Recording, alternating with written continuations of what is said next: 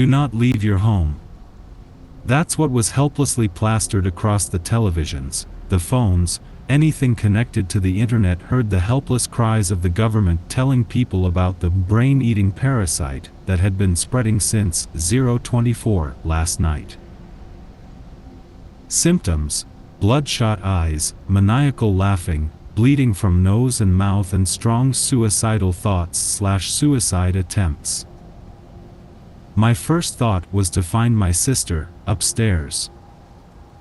Mom had disappeared, and Dad left a long time ago. I found her upstairs, her back to me, crying her eyes out. "Hey," I said. "We'll be okay." She turned around. I realized too late that her eyes were bloodshot before she sprung up and tackled me to the ground. An orange, worm-looking creature crawled out her ear and burrowed its way into mine. The parasite had changed host, meaning the old one was now useless.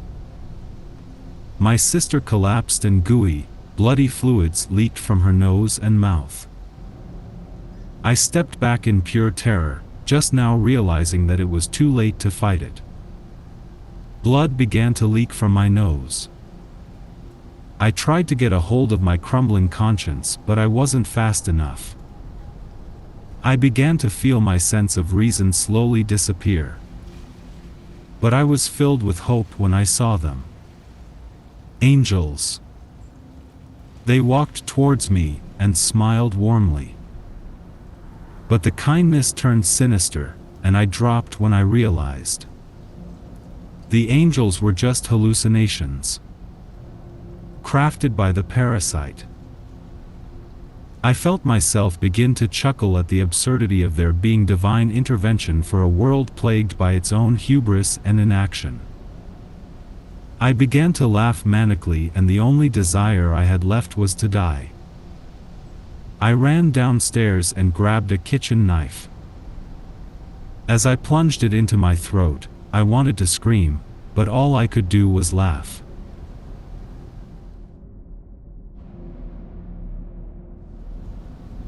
Me and Lily grew up together.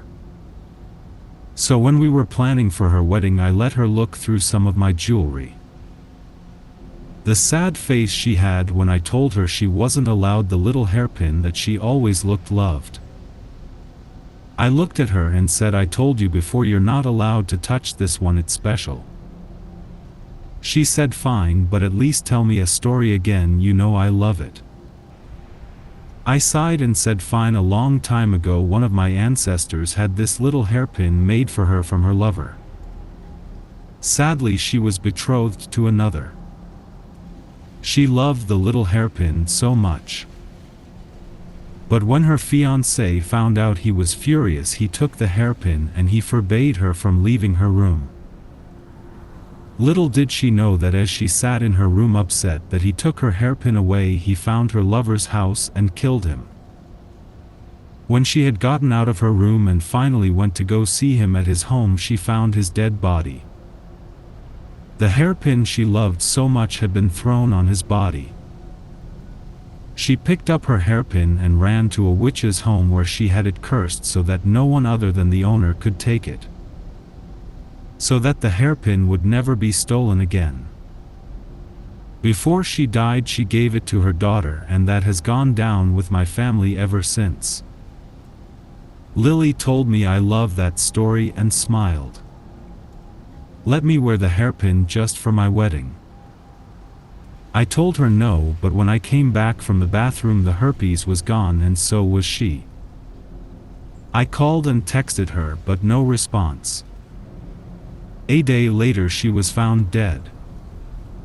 She had hung herself in the forest with that hairpin right by her body. I got my hairpin back.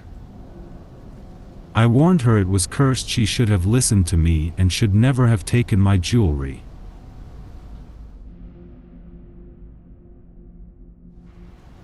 It's night and Jane's walking home the way she does every night. She's listening to the scuff of her shoes on the concrete sidewalk and peering through the half-lit gloom of this small-town night, trying to see trouble before it sees her.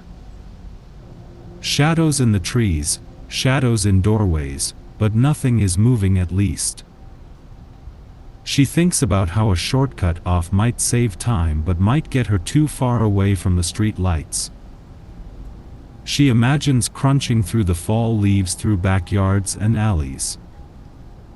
Maybe another set of crunching footsteps will sound. Maybe it'll get closer. She wishes she could afford a car, that she could shake the cigarette addiction that gets her out and about at the wrong hours. The bars will close soon. She needs to get home before strange drunken men in strange cars with strange urges start patrolling the streets. Cross the street, cross your heart. A streetlight flickers and she pauses. Is that whispering? It's so faint she might be imagining it. She's beside a closed barber shop, a sickly reflection looking back at her as she tries to look without looking, peering behind her reflection into the dim bushes beside the road. Movement. This has nothing to do with you, something says. This isn't for your eyes. Jane lets out a harsh breath as night-black fluid begins spilling from underneath the bushes. There are eyes, little glowing eyes, dozens of them. The eyes tell her to go home. They tell her this isn't her business. Her number hasn't come up tonight, so she's free to go home and smoke till dawn breaks and whatever lurks those shadows is gone. Her last thought before she gets home, as she hurries past, is that it's not fair that she has to worry about the unseen as well as the seen.